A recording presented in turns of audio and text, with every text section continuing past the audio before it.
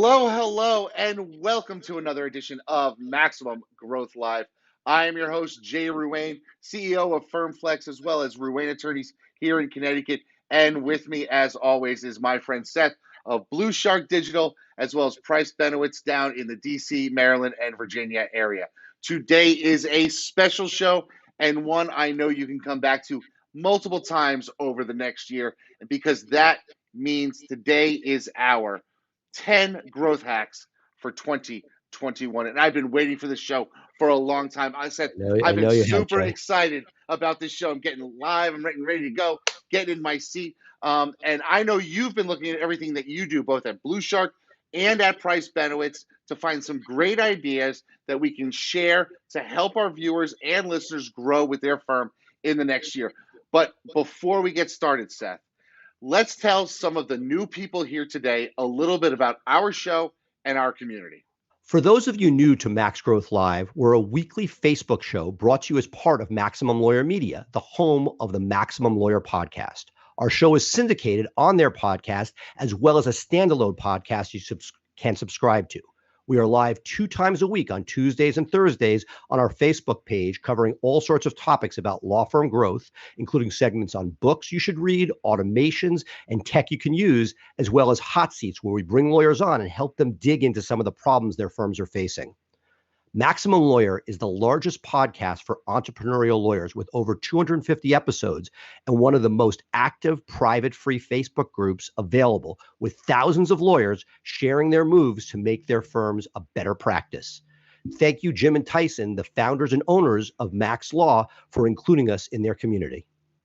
Okay, so Seth, here's what we're going to do. We're going to take a quick break, hear from some of our sponsors, and when we come back, we're going to share hacks 1 through 4 for growing your firm in 2021.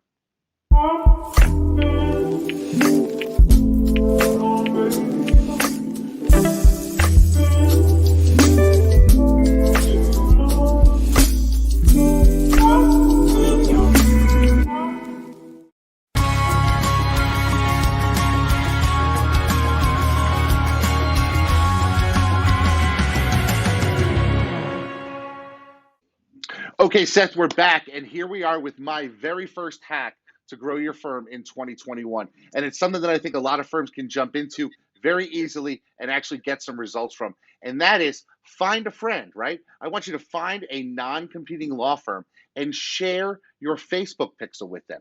Because inevitably, we refer business to our friends. And if you share your Facebook pixel to them, they can then retarget your audience, making those referrals happen so much smoother when you go to refer business to a friend and they say, oh, wait, I've heard about that law firm. So it really makes it simple to be able to build the brand awareness of your referrals people with your own audience. And Seth, this is something that I'd like to do with a number of different firms. You know, my firm does criminal and civil rights. So we're sharing Facebook pixels with a probate firm, with a personal injury firm, so that we can get those people introduced to our network and our audience to make sure that they can succeed when they get our referrals. That's great. I got a question on that, Jay. Would you recommend doing it to synergistic firms? For instance, if you were going to, like, it takes a lot of effort to build these relationships and get it going. For instance, family and trust and estates, a lot of synergy, criminal and PI. Do you think a little bit of thought should go in before you just randomly put pixels on people's sites? Oh, absolutely. This isn't something that you should just scattershot your pixel around everywhere, because you want to make sure that they are actually doing the type of marketing that you're going to want to do. And you want to make sure that they are actively doing things to bring people to their website. You don't want to be giving them a lot of visitors and not getting something in return. So it's something that you have to sort of pay attention to, but it's something that you can really sort of explode your brand awareness of people looking for lawyers if you do it the right way. Gotcha. All right. So Seth, what's your first hack? My first hack number 2 in our top 10 hacks, are shadow days, something I use at Price Benowitz and at Blue Shark. Post-interview, before the person gets an offer, we have them spend a day or at least a half day with our team. The idea is if they're sitting at the job and they're doing the job, it has to be done virtually now, which is why we've shrunk the time down a little bit. But the idea is having them online, having them ideally interact, because what you're looking for is level of interest, questions they're asking. When you give them feedback, are they incorporating it and taking that in? This has been a game changer for us in our hiring process, and our results as far as the number of people that have crapped out soon after the hire have gone down dramatically. So we are huge fans of shadow days. Yeah, I actually stole that from you about 9 months ago, and we brought somebody in pre-COVID, thinking that they on paper they looked great, got them behind a desk, and they crashed and burned. And somebody who didn't look so great on paperwork, kind of interviewed well, came in and rose to the occasion. And so we were able to make a very clear hiring decision based on somebody actually being in the job. And so thank you for that. It saved me when we were going through all this stress during COVID, because we had somebody who we knew we could count on and didn't have to worry about the crash and burn as you transition to a new workplace model. Absolutely. I'll throw something out from a prior episode on the undercover billionaire. Had they done a shadow day, would they have saved themselves a lot of heartache during those very stressful times out at the rain-soaked barbecue fest? So the idea being the person who interviews well is not always the person who's going to do well under pressure, and that's what we love to suss out.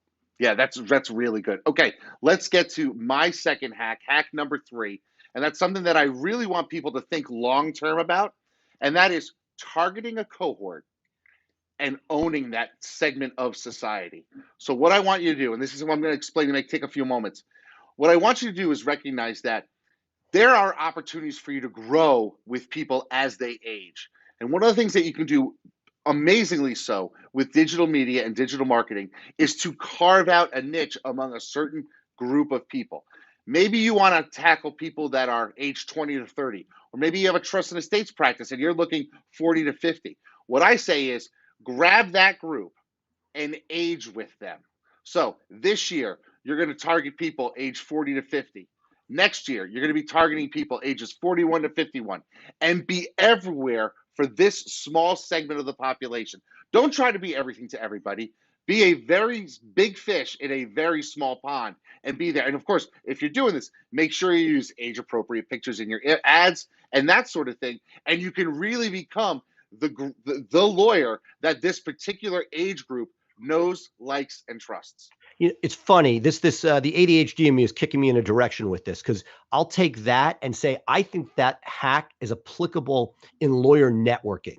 I know when I started to network with much older lawyers, thinking, hey, they got a ton of business, they could take care of me. What I found was that those lawyers had their own catchment group, and it was almost impossible to break into. Again, I'm sure everybody has an example where they have, but that if you are to network with your catchment group, your generation, and age with them, I found the ROI on time as far as networking and case referrals was much harder it was much easier if you stayed within that finite period, rather than sort of tilting at windmills and going after the mega players. Great, not saying you shouldn't do it, but realistically, the success we saw was people staying within that 10-year radius of their years out of school. I love that. So it's really hack 3A and hack 3B. So we gave you 2 there. Okay, Seth, give us your 4th hack, and then after that, we're going to take a quick break, and then we'll be back with 5 through 8. Hack number 4, plant seeds. So those of you who know me know that I love SEO, right? SEO doesn't happen overnight. It takes time. When you first launch a site, it's in a sandbox. It takes forever for Google to recognize the site. I love the idea of every once in a while launching a site. Get it, put it on WordPress. We all love going to GoDaddy and buying domains. That's easy. Just, sort of cheaper than like a drug habit, I guess. But buying domains is great. But take one that you realistically think might be something you'd want to do in the future. Not right away, but the best time to plant the tree was yesterday. Put the site up. Get cheap hosting, get a cheap, WordPress site, put 10 pages of content. You don't even need a phone number on it. Just let it age, let Google get used to it. And then one day when you're sort of like, hey, I'm thinking about moving into this, you have an asset ready to go. I'm not pretending that this is going to be worth millions overnight, but it's a lot easier to start with something where it's already been seeded and Google is used to it than if you decide, hey, I want to move into this practice area and you're starting, from no movement. You're starting in the blocks rather than with a running start. I really love that. And it's one of the things that, I think you're right. I kind of needed a 12-step program for buying domain names. Yeah. At one point, I think I owned about 1,000 domain names because I would have an idea and I would buy a domain name, and then that would be it. I would just scratch that itch with buying a domain name, and it was getting costly. I mean, we're talking $10,000 a year in renewal fees for just my domain names. I had to cull that down and get rid of a lot of bloated expense there. But that's a phenomenal idea to sort of start something up small and then come back to it in a couple of years. I think you had an example of I, of I a did. practice where you just happened to stumble upon an old site of yours, right? Tell It- everybody about that. yeah, sure. Going to the beach this summer. We were going to a socially distant beach vacation, and we're driving around the DC Beltway, and sitting there on my phone. The wife is driving, and I Google injury lawyer, and I had forgotten that I had built a secondary site. We put so much emphasis into Price Benowitz that we had a secondary specialty site that happened to be based in that neck of the woods where we had an office, and all of a sudden I'm driving around and this thing popped and I'm like, oh my God, we have an asset that I had forgotten about. We're going to, took it, put it back on stage and got it cleaned up. And all of a sudden there's another viable bite at the apple in a competitive market that I never would start today flat footed. But the fact that there's already something in it, I'm like, that's pretty cool. Yeah, it's one of these things. You put multiple lines in the water. At some point, some fish is going to come by and grab onto one of those lines. And And it's a so it's a lot cheaper, doing this, right? We talk about your habit of buying domains. Guilty. I finally am thinning out my nonsense domains this year. I felt very empowered, but I feel like it gives you an opportunity. Jay, I've given you some flack about it, but you have all these great ideas. It's a limited amount of resources to go in. And if you decide you really want to do it, it's there, but it gives you a way to sort of funnel that energy for an aspirational idea, which you can then, rather than like starting the practice and figuring out, hey, I really didn't want to be doing it. It gives you time, that 45 days, or in this case, I recommend longer, letting it sit 9 months and then figuring out, do I still really want to do it? And theoretically, you'll be in a position where if you do, you now have an asset that's worth something. All right. So that was top four, right? We got our first four hacks there. I guess I could say we got 4A and 4B. 4B might be log into your GoDaddy account or wherever you buy your domains and maybe take them off auto renew if you're not going to be actually That's what we using did them. this year. Look, and also, well, I'll make it 4C, which is, this is something I talked about a lot, but that in theory, the Google is reading. They're a registrar. They know how long domains are registered for.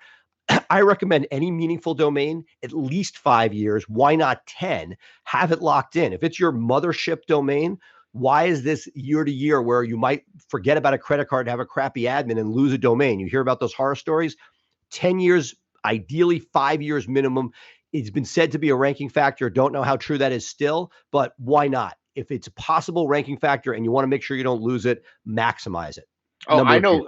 I know firms that generate $1 million a year off of their digital marketing and have let their domain name disappear because nobody was paying attention to it. So great advice. Okay, let's take a quick break. When we come back, we'll have 5, 6, 7, and 8, our growth hacks for 2021. We'll be right back.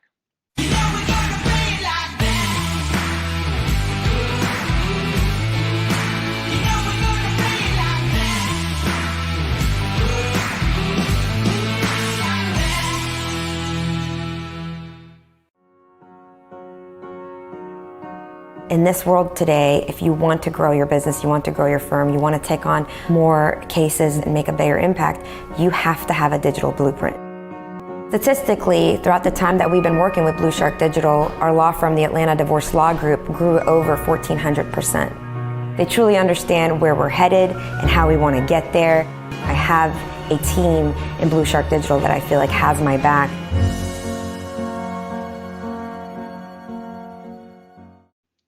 Okay, Seth, we're into the second segment of our 2021 growth hacks. And here we go with hack number 5. And this is one of mine that's been working for a number of friends and myself here in Connecticut. And I want everybody to be able to try it out. And that is creating an Ask a Lawyer group on Facebook. And here's what I mean by that. But a couple months ago, almost a year ago now, I approached a number of people who I regularly refer business to and who regularly refer business to me. We all have different practice areas. I've got personal injury lawyers, probate lawyers, family lawyers, and the like. And so what we did is we decided to combine, create an Ask a Lawyer group, and promote that to the public. Because one of the things that's most difficult for the public to do is actually overcome that hurdle of reaching out to a lawyer and saying, hey, I have a question I need answered. Because they're afraid to do that. They know it's going to be expensive and they don't quite know how to go about it. So we said, let's You use know, the. You know Go what's ahead. so funny, Jay? This tried and true technique.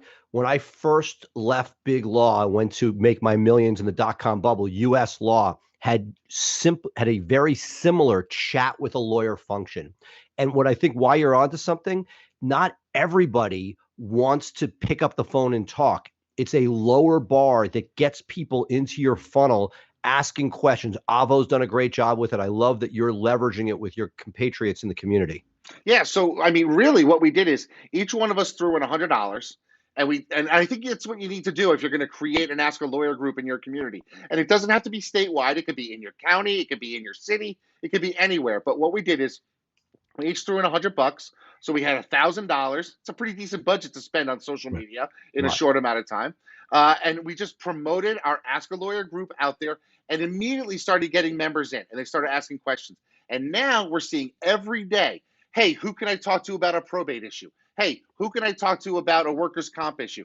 And all we're doing is that all the members are tagging the right lawyer in it, and that's turning into business, paying business to the members of our group. And what we found, not only did we get paying business out of it, we got some promotion stuff because our local lawyer media service picked it up and put it out to everybody. We got a lot of lawyers wanting to join the group because they love the idea. They didn't come up with it on their own. But really, what we're able to do is provide a service to the community and allow people who have that one off question, hey, what do I do about this?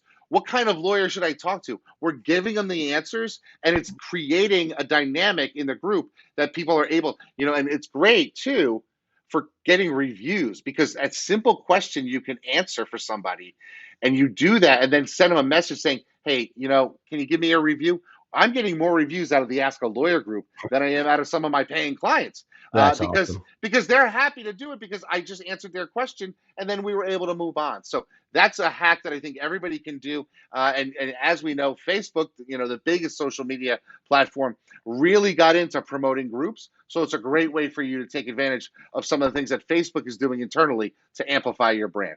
What's Love your it. next Love what's it. your next hack? Number 6, always be recruiting. Whether you're a small firm looking to just insulate from the key person leaving, or hiring the next person, or looking to see, was there a lawyer I can bring in that can cash flow themselves, to myself where I'm trying to grow and build, the idea that you're always recruiting, I think, is central. I've gotten to the point where I have an in-house recruiter. You may not be there yet, but the idea that you're casting lines into the water to see, hey, can I upgrade? Can I add another person? Because we've talked a lot on the show. When should you add another person? By the time you're sort of underwater, it's too late. You want to have that pipeline of talent. And for many positions I hold, I intentionally plan on attrition. If we have an intake person that's going to last for 2 years and we have 12 of them, that means that I need at least 1 to 2 people a quarter coming on board. And I think that as you start to look at and be realistic about how long employees stay, we want everybody to stay for life. But as you scale and you have 10 employees, people will be leaving with some regularity, hopefully not a lot. But the idea that you're recruiting means that you're in a strong position. It also means when somebody sort of comes to you and wants a massive raise, you have leverage, not in a bad way, but in a way that you can stay at market. You know what market is. And you also know, hey, there really isn't a lot of talent out here. I better get this person some more money because I need to keep them, versus, hey, the market is flush. I don't want to lose people. I don't want turnover, but it gives you an idea of how you should be paying, which I think goes a long way. Yeah, I really like that. And I took that from your a discussion we had months ago, years ago now, and we were able to bring somebody on part time. It quickly morphed into a full time, and actually we brought them into FirmFlex, and actually helped create FirmFlex out of a hire, because we were recruiting for something that we thought we needed. And it worked out, and it's continued to grow, and it's growing by leaps and bounds, and it's wonderful. And I think one of the other things that you do, if you are always recruiting, is that you're showing the legal community that you're in growth mode. And there's an old saying that families in this country are either rising or they're falling, right?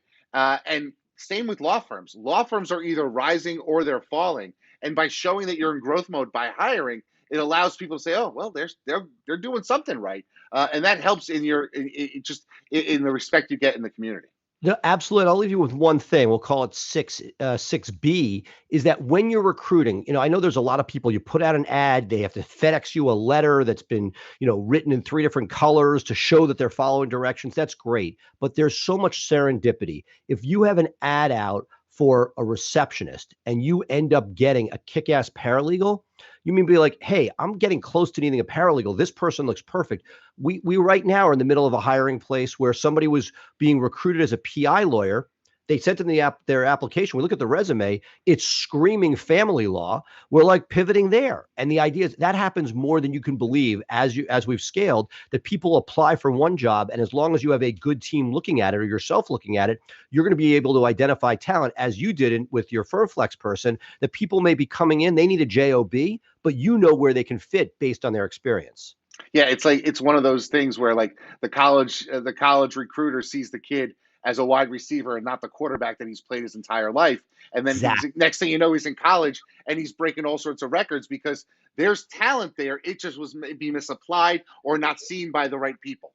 Well, or look, I'll take it the opposite, which is the guy everybody in every rock star in college is coming out as the quarterback. It's the guy who says, okay, you would be on the bench for the next 4 years as a quarterback, but I can use you here because you're an amazing athlete. You were the best athlete on the field. And that's the sort of yin yang that I love. Yeah, I love it. Okay, next one up. We are going to talk a little bit about a hack that we've actually started using very aggressively here in my office, and it's turning into something that makes a difference to our bottom line. And that is using digital media. So we're taking 6-second ads and we're running them not only on YouTube, because you can do a 6-second unskippable YouTube pre-roll ad. And really, 6 seconds is enough to tell people about your brand and what it is that you do. If you're just looking to get volume of impressions, you're saying, hey, look, for us, we're speeding ticket lawyers. And that's all people need to know, that lawyer exists and I can search and I can find them. But so we're taking the 6-second ad and we're running it on YouTube as an unskippable bumper ad. We're also taking that same 6-second ad and we're running it on Facebook as a video ad. And you say, wow, you could run so much longer as a video ad. Why would you just run 6 seconds? And here's why. The average person watches about 5 seconds of a Facebook video ad. If you show them a 6-second ad, chances are they're watching 75, 90, or 100% of that ad. And Facebook rewards ads by pushing them more if people watch more of them. So you're telling Facebook, hey, I've got this ad out here and people are watching 90 to 100% of it. Show this more, please. And Facebook is saying, well, if people are watching 100% of it, it must be engaging people. So what I recommend doing is get a 6-second ad, run it as an unskippable bumper, and also run it as a Facebook ad and build your brand that way. That's awesome. Love it. Yeah. Okay, Seth, what's your next one? Number 8. For me, the challenge is I'm a people person. I go to conferences, I meet people, I take lunch with, people say, hey, you should meet so-and-so. I take a lunch. I'm sitting on the sidelines of soccer games and I see parents who work for a law firm. We get to talking. I collect business cards here, right sitting at my desk, stacks of people I need to get back to. I counted the other day. I have 17 shoe boxes of business cards. So what is the hack? The hack is, how do you take these contacts and get it so it's systematized using the J world? How do I take all the people I meet and make sure I stay in touch with them? So I use an assistant at the office, and every time I go to a conference or I meet somebody new, I take a picture of the card or cards and I send it in. And that there's a protocol that's followed. They're added to my LinkedIn, Facebook, if applicable, added to our newsletter list. And in a perfect world, a personal note is sent out saying, great to meet you, with an additional business card that they can then, that'll be right in front of them when they're sitting at their desk. It is something that I believe about 75% of could be done with overseas virtual assistants. And you got to be careful. Anything you're doing with a personal note, you probably want to be a little more circumspect and have something domestically doing. But the idea being that all the people that you meet, it's great that you meet them, but like dating or any other analogy you want to use, it's, do you stay in touch with this person in some way, shape, or form? And so while Jay is trying to stay top of mind with the general public, to me, this is the way you stay in top of mind of somebody who you've broken bread with, you've spoken to at a cocktail party. How do you make sure the father who does a non-competitive area of law that you meet on the soccer field stays in touch and remembers you? You think a lot of yourself, but what are the odds they're going to remember you when they need you? And that only happens if you're popping up on LinkedIn, if you connect on Facebook, if they're getting your newsletter. Those are the touch points. Make sure there's a system in place and not just left to happenstance. I really love that. You know how I love systems, but nothing is more of a dagger in the heart than when you run into somebody 6 months later and they say, "Oh, I had a great referral for you. I sent it to so-and-so. I forgot to send it to you. I wish I would have remembered." There is nothing that is more heartbreaking than that to me in the context of legal operations. And so your way of systematizing it really, I think, resonates with me. And I'm sitting here thinking this is something that I need to sort of create a system for, yesterday. So here's what we're going to do next. We're going to take another quick break, hear from our sponsors again, and then when we come back, we're going to wrap up the show, top 10 growth hacks for 2021. And let's do that right now, Seth. We'll be back in a few minutes. And then when we come back, we'll wrap up the show, have a little chat, and we'll send people on their way. Sound good? Sounds great. Awesome.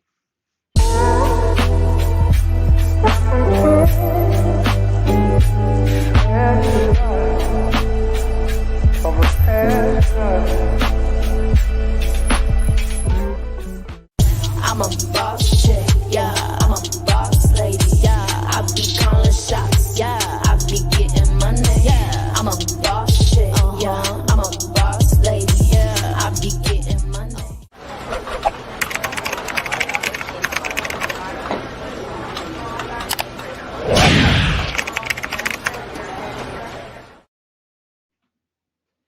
Okay, Seth, we're back with our last two hacks in our top 10 growth hacks for 2021. And this one falls on my shoulders, and here's what it is. I want you to invest more time in video. And by doing this, you're not only going to be putting video out to your people live on your Facebook page or whatever, but videos that you've used on your YouTube page or just on your website altogether. Invest in software like Restreamio and Scheduler or OneStream Live or whatever it is that you can find to do this, and take those videos and push them live on a regular schedule as if your Facebook page is like a TV channel. Facebook has a love of live video, and people tune in to live video. It's amazing to me, if I go live on my Facebook feed, how many people will pop in and see what I'm doing live, right? There's just something about that little blinking red live thing going on that gets people to stop what they're doing and pay attention. So you can take pre-recorded videos that you've already set up, evergreen content, and use these services to push them live on a regular schedule. So you can have your Monday morning minute about trust and estates, and you always broadcast the video. And how many of us everywhere have 100, 200 videos that we've put together, or even 10, and just roll them out regularly on a schedule. Use a VA to do the scheduling for you so it's not taking up your time, but just put that out there so more and more people see your video. They get used to seeing you talk on camera to them. They feel comfortable with the concepts that you're talking about. You're giving them knowledge. You're being that Johnny or Joni Appleseed, just giving away knowledge, which I think is so important for us as lawyers. And I think it's a way for you to build your brand online very simply, very easily. So that is my last hack for this episode. That's great. Well, my last hack, number 10, is a fundamental, but I think one that's worth repeating: negative keywords for PPC. AdWords are getting more and more expensive.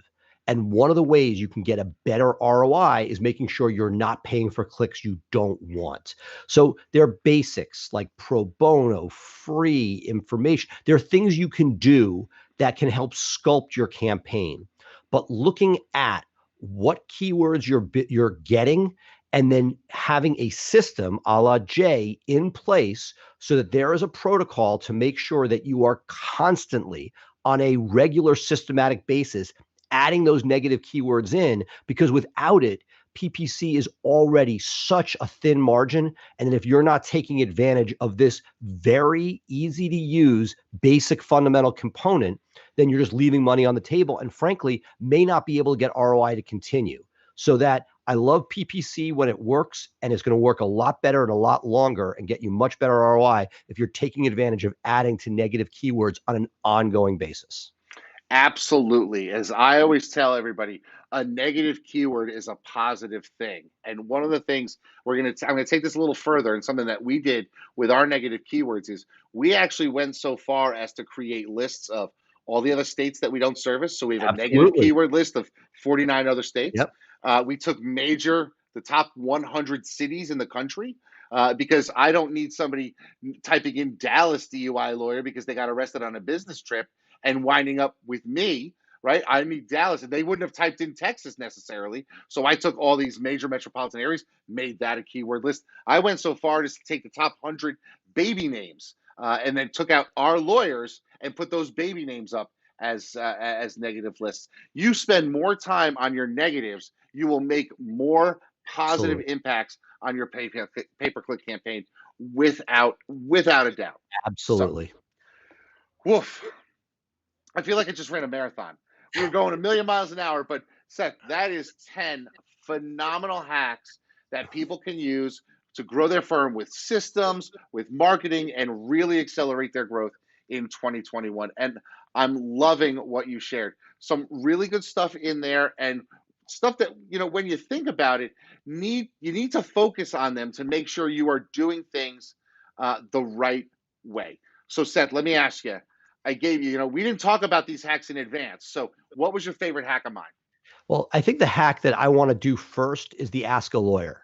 And you know what? Rather than do what I'll normally do, which is say I'm going to do it and not do it, I'm retaining firm flex. So I expect a retainer in the next 24 hours because I want somebody to put this together for me so that it's done and I don't need to worry about it. It's going to take time. It's going to take budget. But if I try to do it myself and add it to my to-do list, may or may not happen. It's going to happen a lot more easily if I can outsource it. So I choose to use firm flex, and can't wait to see the proposal.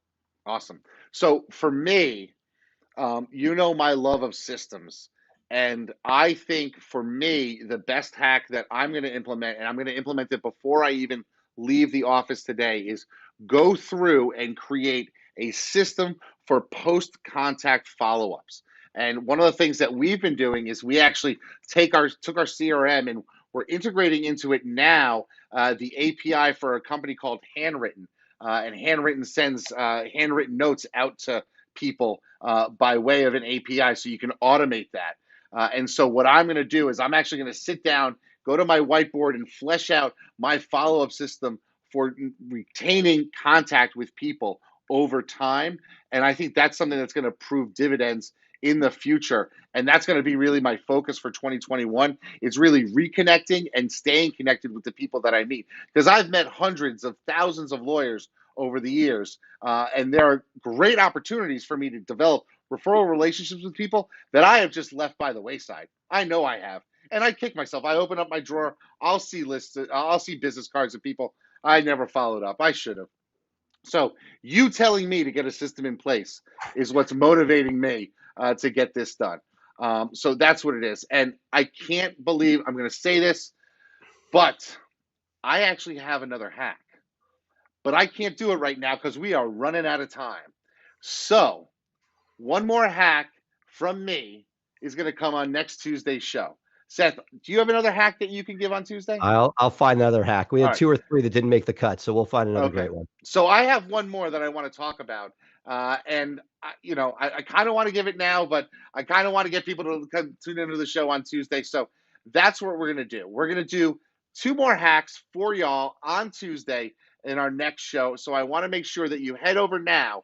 Make sure that you like our page, Maximum Growth Live. Make sure that you subscribe to get the updates so that you can always be known what's going on and when we go live. It's going to be great stuff that you can use, I am sure. But for now, we are going to sign off with this edition of Maximum Growth Live. I am Jay Ruane. He is Seth Price. I am FirmFlex. He is Blue Shark Digital, and we are here to help you grow your firm in 2021. Be sure to tune in every week on Tuesday and Thursday for our live Facebook shows. Make sure you listen on the go through the Maximum Lawyer podcast, where we are syndicated. So thank you to everybody for being here today. We look forward to seeing you on another edition of Maximum Growth Live. Bye for now.